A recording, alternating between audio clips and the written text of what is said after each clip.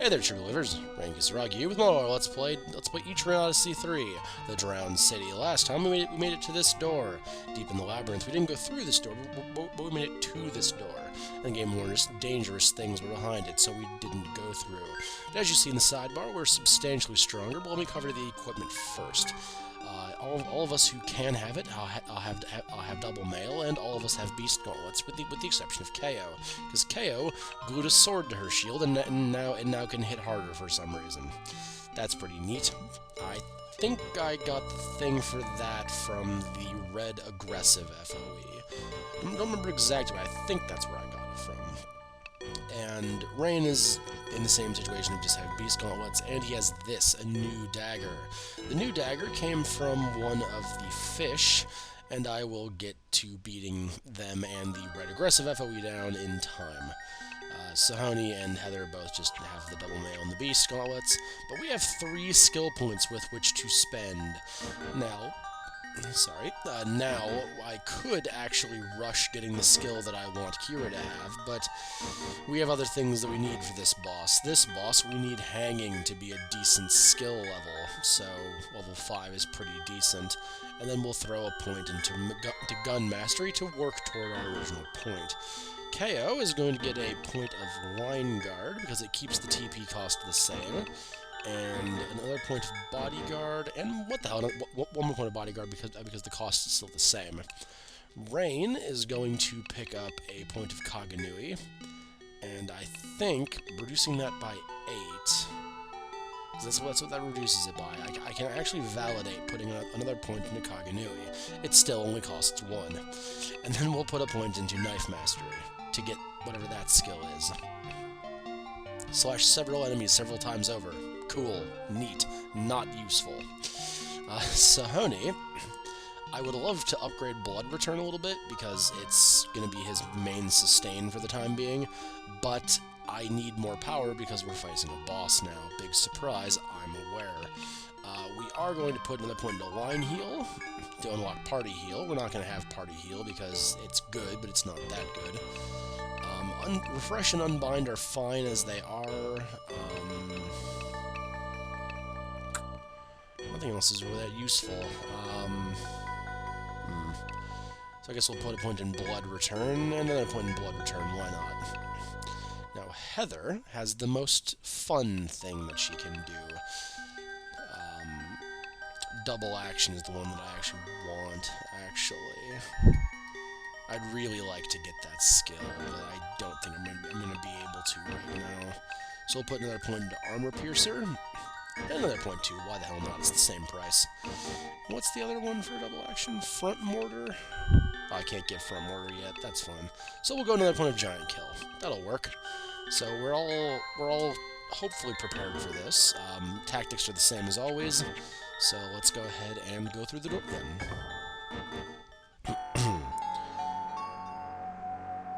Yep, I'm filled with determination to fight you. In this hall at the bottom of the beautiful blue ocean is a whale of tremendous size. The white whale, gazes at you with clear eyes, glistening with intelligence, then speaks again.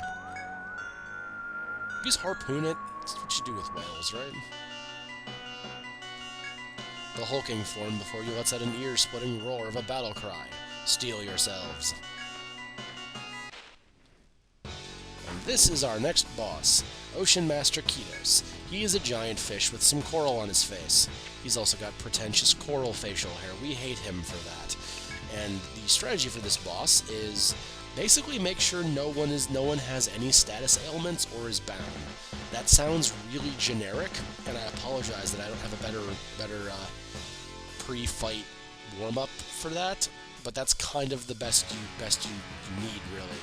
I'd like to get hanging off on it if I possibly can. This first turn 1, 5, 10, and so on, he doesn't actually fight, so KO can actually attempt to help us fight. Rain is going to throw Kaganui in an effort to bind his legs, which will only be helpful if that gets pulled off. Sonny's going to attack, and Heather, not KO. She's going to throw Armor Piercer, because we need to front-load some damage on this guy. Head. Haha. And because he can't, because his head is bound, he couldn't use his turn 1/5 whatever skill. It's called Spout. It raises his evasion. It's fairly annoying. We don't want him to have it. And because of how this fight is kind of structured, about how Kitos fights, we actually don't need Line Guard exactly, but we need Bodyguard. Because we're going to absorb all the damage to Kira. So we can just keep Kira 100% safe by making sure that she just never gets hit. And now Kitos can't dodge anyway. And because his head is sealed, he loses a lot of his offense. Because that's what happens when you tie a whale's head up. I guess. We are going to guard... yeah, we might as well guard Tactic. I'm hesitant, but we should be fine. We're actually doing quite well. My first time fighting this guy, even in practice, the headbind would not go off. And I just kept being mauled by his attacks. Now it's not going away, which is phenomenal. We're actually going to keep throwing Kaganui anyway, because it has 160% damage, I think? So it's better just to keep throwing Kaganui. And he tried to use Ocean Rave. I should explain the attacks that he's not using, because he's all tied up. Well, the attacks that he's not using, I'm actually going to throw an Amria on Heather, because she can go ahead and Volt Barrage, just to cause some extra damage. The attacks that he's not using, because we've denied him the ability to use attacks. Granberry hits very, very, very hard. Not quite that hard, but it does hit substantially hard, and causes paralysis. So it's not a nice thing to have happen to the party. The Ocean Rave is his big stupid super attack that he can't actually do unless someone's paralyzed or has a leg bind. Ha ha ha, that's what he's trying to do with that. So he's gonna try to hit us very hard, but because we've kind of cripple gimped him, no, he's not cripple gimped anymore. Okay, better fix that. Because he's not exactly crippled, because he wasn't cripple gimped, he couldn't actually do anything. He was just sort of floundering, fish joke, trying to fight us, and that's Granberry. It's very hard. But it didn't hit a party member, which is all that I really wanted out of the attack. So, it's turn 8. We have a few more turns before we need to worry about him getting his spout back off. Stop killing my shadow. It hasn't done anything to you. It's just hung out saying, hello, I'm a shadow. We actually do want to try to leg bind him now. And we'll refresh guard tactic, because that's probably fallen off by now. Or we didn't even use it in the first place. I don't remember. I thought we used it. It's after work. It's been a long day. Well, that's what happens there. Kea is now paralyzed. It's turn 10 though, so it doesn't actually matter if she's paralyzed. It doesn't actually matter. It's kind of mean. But we can just refresh that and pretend it didn't even happen. What? Oh, head? Damn. Alright, he got Spout off, which is not particularly great, but we'll manage. Now we're gonna go back to bodyguarding, and we'll throw one of them. Sony's gonna throw a heal, and Heather's just gonna throw an attack. We're doing quite well, actually. I keep trying to harp on this, but we are at a Freeze Ripple. That's the other attack he has. It hits the entire front row. Kitos really just beats the hell out of your front line. Another thing that the Freeze Ripple attack has is it sometimes causes a leg bind. So that's the other thing that he does sometimes. But because his head has been sealed, so he can't use Great Melody. Great Melody is an obnoxious attack. He starts using when he has less than half health. What it does is it casts sleep on the entire party. It's kind of a dick move. We have a couple more moves, but I want to save them for other people, so Heather's just gonna have to go back to regular attack. No? Damn. Well, this could have This could have ended better. Actually, hold on. We need to... I bought some 3 seals, too, because we need these. And we need to refresh. Unfortunately, I know what's going to happen here. Oh, no, freeze ripple. Okay, that's substantially not as bad as it could have been. That could have been very, very, very bad. But he didn't want to be very, very bad. See, the strategy Kitos usually uses is to do Great Melody to put your party to sleep, and then Ocean Rave to destroy them, because that's what happens. In my test plays, it's broken 300 damage to this party. It's obscenely strong, and I don't like it. But we should be okay. Hopefully. It's only Kira whose legs are bound, but as long as we keep throwing Bodyguard, it won't matter that her legs are bound, because she can't be hit. And there's Ocean Rave. But it doesn't matter. And it just misses everybody. And the funny thing is, it isn't even just it has a low percentage chance of hitting people. It actually has 0% chance of hitting people unless their legs are bound or they're paralyzed or asleep. But the fact that it literally has no chance to hit, it's very funny. We can Bodyguard Kira, and then Sahoni's gonna have to refresh Rain. Then we can always protect the party from the inevitable Ocean Rave. See, there we go. And there's Ocean Rave. See, I've fought this boss once or twice, you see. And I've dealt with his absolute bullshittery. That's a real word that I'm going to use. KO's out of TP, which is bad, so that's why we used that on that. Okay, that's an acceptable turn. So we can Bodyguard, we can have Rain throw Kaganui, we can have Sahoni throw another Amrita and Kira, and Heather will attack. And we'll be 100% safe, unless he uses Melody again, which... we're substantially less safe now. But we'll still be okay. We'll make it through. We just need to keep everybody who's asleep safe. And Ocean Rave. Suck it, Kitos. Suck it. I've ran the numbers, and your battle strategy is crap. As long as we have 2 people awake, basically, we can survive this. And Ocean Rave to have nothing happen. Thank you, Kitos. Continue to waste turns using Ocean Rave. It's greatly appreciated. Greatly, honestly, and truly appreciated. For you to be wasting everyone's time like this. Head? No, damn. Ooh, that was good. That was very, very good. We're doing astonishingly well, actually. This boss is very hard. I think I've beaten him at level like 29 or 30, so this would actually be the lowest I've. Well, that's not good. We all have to turn around and start to heal now. Well. That was a thing that was going to happen at some point, but we do need to wake the rest of the party up. Okay, just Heather. That's fine. That's kind of mean to say just Heather, but we can Bodyguard Heather, so she'll be fine. And unfortunately, Sahoni can't use guard tactic because Heather's asleep, but we'll make it work. Dead? Damn. And defended. We cannot get penisy here. We're still not safe. He's a very, very damaging, very dangerous boss. Actually, you can just Indomitable and Line Guard. Hopefully that goes off. I'd be very sad if it didn't. But we can raise your defense. You'll be hopefully fine. Hopefully you'll be okay. If not, Ocean Rave is gonna... Okay, cool, Indomitable did fire. That's awesome.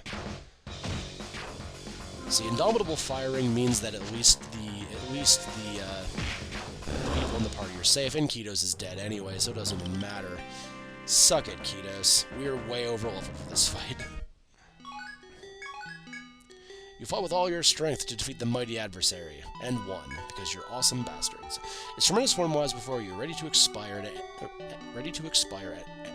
any moment. Well, I don't know who you're talking to, Kitos, but you're dead anyway. Its weak voice echoes in your mind just before that same voice speaks to you out loud. Oh, we're Grand Ones now. Wow, okay, cool.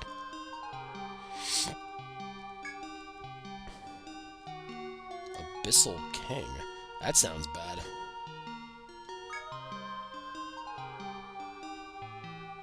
Well, I'm gonna do my best. I mean, I did that in Etria 2. I was gonna say Etria 1, but that ended really bad in Etria 1. With this, the Ocean Master closes its eyes, its consciousness fading away, until it respawns in 16 in-game days.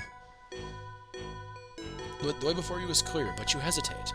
Perhaps you should return to Armor Road first. I mean, I don't have to. I could, like, continue on and, like, do the thing. I want to... Alright, fine. Let's get out of here.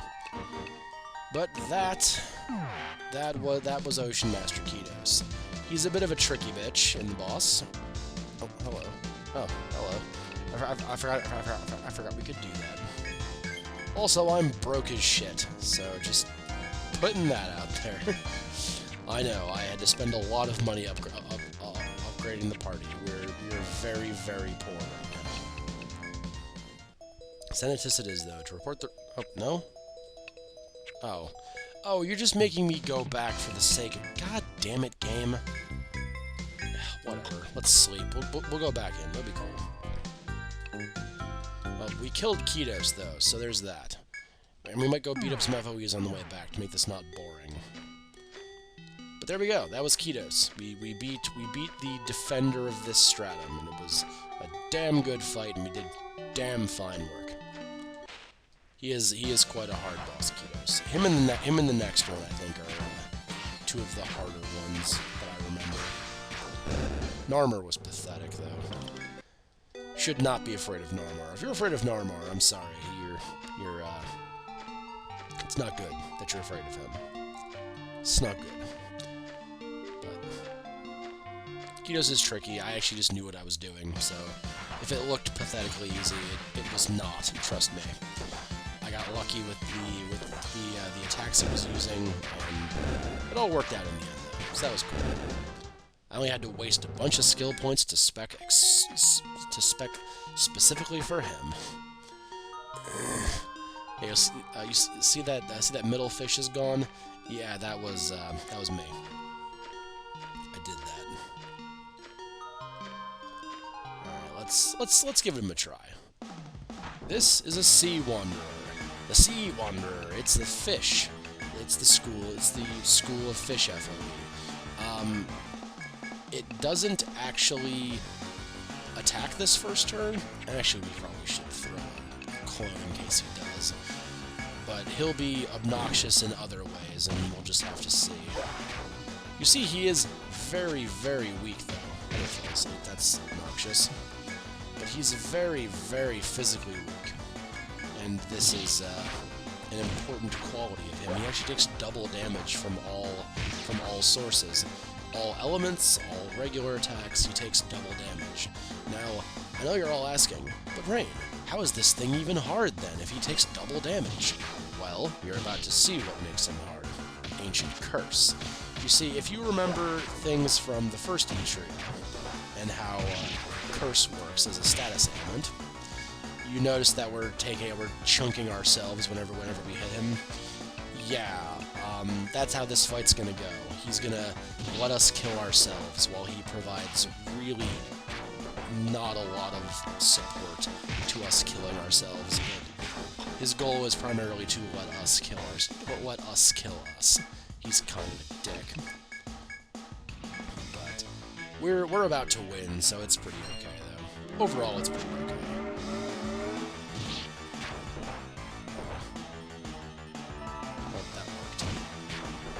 Hanging. Whoever does the final blow is not going to get hurt from their curse, but it doesn't matter. So there. There was that. We can kill one. It takes a while and takes a lot of energy and a lot of effort, but we can kill one, so there. Don't say Rain doesn't do beatdowns live. It's just It's very rare, because I like to prepare for FOE fights, because they're very hard. Now, I think we could probably beat him down, but they are very strong. Those FOEs are very strong. We'll mess with them later. Stupid high walrus. 420, praise it, my friend. Come on. Sorry, I don't know what that is. I'll stop now. Anyway, you can get back to Keto's floor, and then we'll bail. Oh, Jesus H. Alright, if we do that, let's attack him instead. Try to Zuna the octopus. The octopi. No? Damn. I'd like to have put those points from Kaganui into Izuna, to be honest with you. Izuna's just so good. Such a powerful skill. That was damaging. Stop. Thank you. Death is a way of stopping, so technically they did listen to me. Let's go down. And now that we're here, I will see you in just 1 second in the next video, so 1 moment.